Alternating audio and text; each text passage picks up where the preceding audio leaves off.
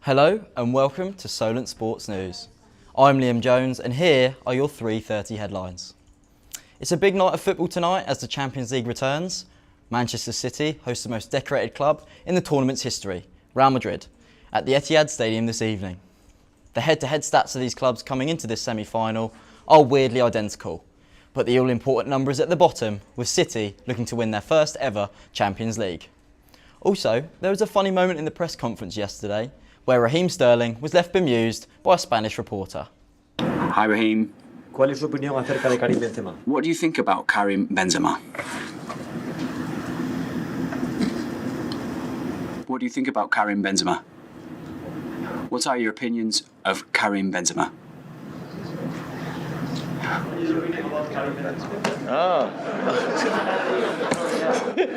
Sorry. Absolutely fuming. UFC champion Francis Ngannou has got fight fans across the globe excited after he added fuel to the flames when speaking about his potential crossover fight with Tyson Fury. The UFC heavyweight joined Fury in the ring after he retained his belt against Dillian Whyte on Saturday, following a ferocious uppercut that sent Whyte tumbling to the canvas. The two heavyweight champions were sharing praise as well as talking about a potential bout, which has now been escalated after Ngannou has stated there is a 90% chance Fury will be my next opponent. Local amateur Tom Edwards is set to make his boxing debut in May. He will be fighting at a charity event in order to raise money for heart disease. Joining us live is our reporter Jack Peskett, who is down at the Pound for Pound Palace giving us an interview live with Tom's coach Steve Barnes. And we're back at Pound for Pound Palace today as they prepare for another hard-hitting event as a charity event comes up next month. We are joined today by owner of Barnes Boxing Media, Steve Barnes. Steve, how are you today? I'm very well, thank you. We're very excited about what's happening. Generally at Pound for Pound, we train a lot of people for all different things in boxing. I guess this is just another element of what people do train towards. There's other white collar sort of clubs here. There's some people that are professionally training here, some people that are journeymen, and obviously we really follow the amateur boxing route as well.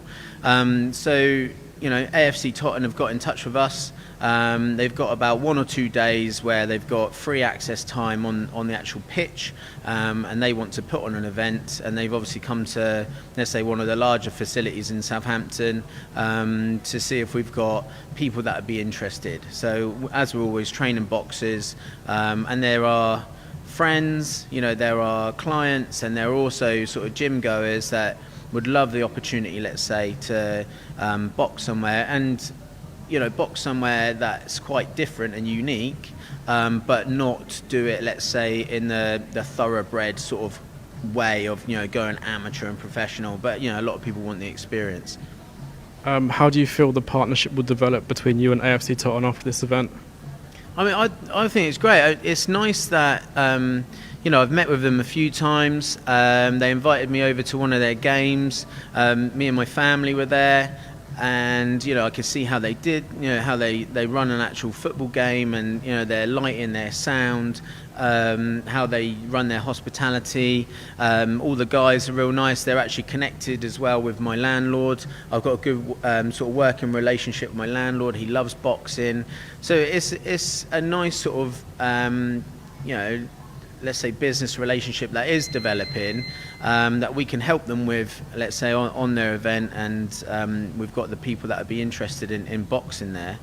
But I think it's important to build up your relationships and your networking around your local area and with other boxing clubs. We've always done that as much as we can as well. And how do you think your fighters will benefit from being on a big stage? It's just another opportunity, and I like to think of them as they're people who are enjoying the sport. So I wouldn't necessarily, and I'm careful with this as well, is not labelling people as fighters. The people I think that are involved are ones that want to experience something new. It's quite a unique event. It's going to be outdoors, which is quite unusual as well. It's only going to happen once annually, if they can make it work. And it's nice to be a part of something that, unique things are happening in Southampton where we can provide opportunities to our gym goers and our clients and stuff like that. So, yeah, I think it's great. Okay, thanks, Steve. Now we head over to our package yesterday with Tom Edwards, who's making his first who's making his debut for the first time ever. Cheers, guys.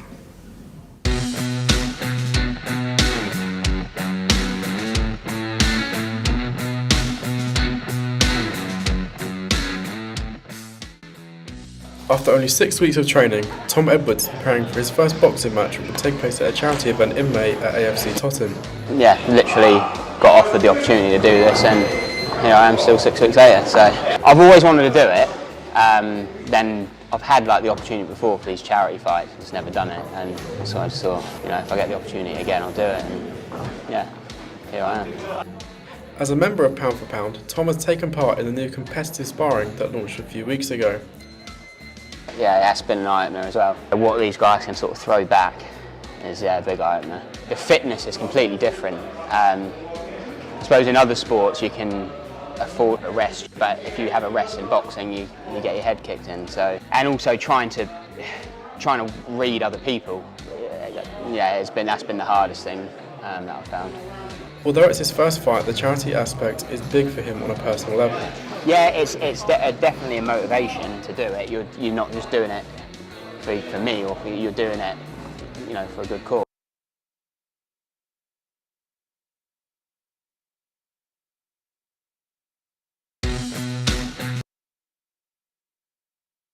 Motivation to do it. You're not just doing it for me, or you're doing it, for a good cause. So that definitely plays a part. Originally from New Zealand, the 32-year-old has dabbled in many other sports and always wanted to try boxing. Yeah, I used to play a lot of football, cricket when I was younger, at a decent level. Then sort of stopped doing that when I was 22, 23, and did quite a lot of triathlon, so did a couple of Ironmans and things like that. And then the last couple of years just drifted away from physical activity. So that was another reason I wanted to do it, is to get fit again. This is what Tom had to say about the event and his experiences so far. It's been brilliant. Steve's been great. Really helpful, good facilities to train at. And everyone that comes down here is friendly and wants to help each other out. See what happens on the night. But like I say, I enjoy it. I enjoy the competitiveness of it. So hopefully all goes well, and keep going. Staying with charity boxing now, Switch Bar in Southampton hosted their own event last Friday. Our reporter Ollie Power spoke to competitor Larson Smith before he stepped into the ring.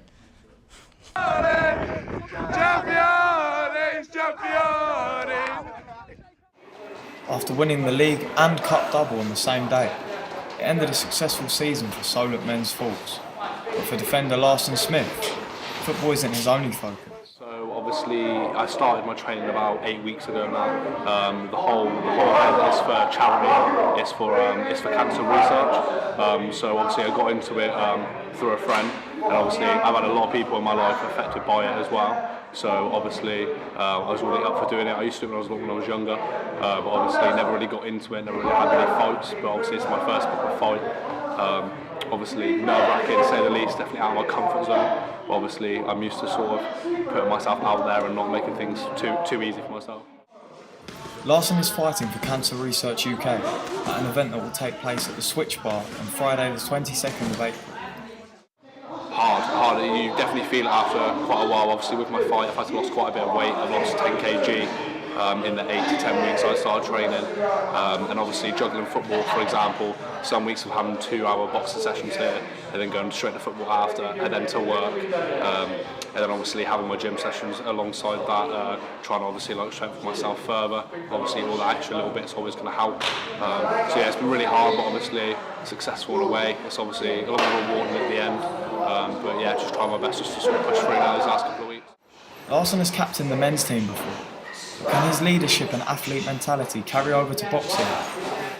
I feel with football there's a lot more. It's more of a team passion than with this. I feel like you don't feel alone, but you feel like everything's sort of like only you can make a mistake, only you can sort of change what you're doing, sort of thing. Like in a team, like you've got to work with your team, you've got to do well. Like, obviously, all the coaches work well with me, but at the same time, like I'm the only one that can sort of choose my fate now in this fight. Like if I work hard enough, then I'll do well enough. But if I don't train hard enough, then I'm gonna fail in the long run. Really. Larson is still unaware of his opponent.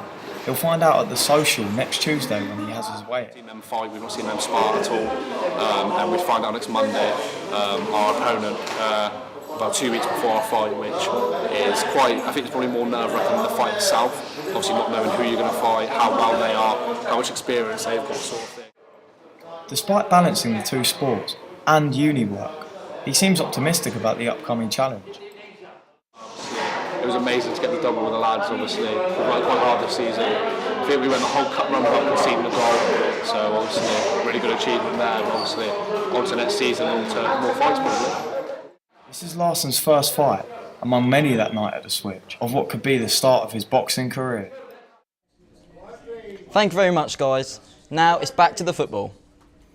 Representatives of Everton Football Club have contacted the professional game match officials to appeal a decision made in the Merseyside derby this weekend. Young winger Anthony Gordon went over in the box after a challenge from Joel Matip, which Everton believe wasn't looked at enough by VAR and are looking for serious answers from the Premier League. Just 8 minutes later, Andrew Robertson went up the other end to make it 1-0 for Liverpool, which was later followed by a goal from Divock Origi. This loss sees the Toffees slip down into the bottom three and puts their hopes of survival in danger. It's a big day of action for more local clubs too. Now imagine being the main man covering the biggest day in a football club's recent history. That is the dream job of Scott Palfrey, who is the head of media at Exeter City. Exeter play Barrow tonight and victory would assure them promotion to League One. Our reporter, Shajda Rahman, was able to get an exclusive interview from Palfrey, who is at St James's Park now, several hours before kickoff. Joined now by Scott Palfrey, the head of Exeter City Media. Scott, thank you for joining us today. No problem, thanks for inviting me. Obviously, we can see you're at St James Park right now, hours before the match even kicks off. Can you tell us a little bit about what you're doing there so early? Yeah, I mean, today really is a normal day. I mean, we've been in since 9 o'clock this morning, so just getting everything ready for later. I think the final tickets are just about to sell, so another sellout, which is good. The last couple have, so there should be about, well, hopefully over 7,600 people here tonight, which is amazing for a Tuesday night. I think our last Tuesday we probably had about 4,000 or 5,000, so it should be really good here. And obviously home fans in all four areas as well, so it's all set up for an exciting evening. Yeah, of course. And we can just see over your left shoulder there a sneak glimpse of the Big Bank. Obviously, it's known for all the wild scenes of celebration. There's been lots of them this season. Have you got anything lined up potentially to film the celebrations of today and potentially of a potential pitch invasion even? Hopefully. I mean, there's 3 of us who will be filming this evening, so we'll hopefully try and capture a bit of everything. But yeah, if the result goes as well as we hope, then I think it'll be some of the best footage we've had this season and probably in a long time. Of course, yeah. And yeah, touching on the overall season then, it's been a brilliant season for the club. They've done absolutely amazingly. What have been your personal highlights of the season? It's been a strange one, I think, because it's hard to believe like we're in April now and it just seems like the season's flown by. I mean, after like 2 years of not having any supporters in the stadium, nearly, it's been amazing this year. I mean, that's been the highlight, like football returning to normality. And seeing, those scenes you talked about there, and also like just how people have kind of got involved now and are really excited about where the club's trying to get to. I think if you look at like the Jack Sparks goal against Harrogate when we come back from 3-1 down, 96th minute, I don't think much gets better than that really. And then I think we won quite a few games late on and in the last few minutes. So, I mean, that's just in some ways the best way to win a game of football, isn't it? It's when you see those great scenes and been consistent, which is good this year. We've had a 20-match unbeaten run. I think we're just off the back of like a 10 or 12 one. So just, avoiding defeat, playing well and getting people excited. Of course, and then just the final question then, how are the nerves right now? And could you potentially give us a prediction for later this evening? Try not to think about it, I think. I think everyone, there's a few of us in at the moment and a few people are like biting their nails already. Others are just trying to do whatever they can to sort of distract themselves from what it is or clock watching really. So yeah, I think as soon as you get to like 2 or 3 o'clock, the day kind of disappears and everyone's getting really excited. So yeah, can't wait till 7:45 really, and just to hear the noise of all the fans when the players come out. I think this team, know what they need to do, and they've done it so well all season. I don't see why they can't do it this evening. Can I push you for a prediction? Okay, let's go for a nice comfortable 2-0. Thank you very much for that, Saj. Thanks for getting us that interview. Bournemouth travel to Swansea looking to continue their push for promotion into the Premier League, while Weymouth could see some blockbuster action in front of Ryan Reynolds' Wrexham side, where Weymouth's relegation from the National League could be all but confirmed. British tennis star Emma Raducanu has split from her coach Torben Belts just 5 months after the pair came together. The decision comes after the world number 8 believes a new training model is needed and will work with the Lawn Tennis Association's head coach Ian Bates in Madrid this week. Now our final rundown of today's Snooker World Championships. In the games currently going on, Judd Trump is level with Stuart Bingham as their game is tied 1-1. And over on table 2, Jack Lisowski is 1 frame up against John Higgins. In the morning session, Ronnie O'Sullivan finished leading by 4 frames as he is up 6-2 against Stephen Maguire. The other morning session also ended 6-2 in favour of Welshman Mark Williams as he faces Yang Bingtao. Those games will all resume this evening.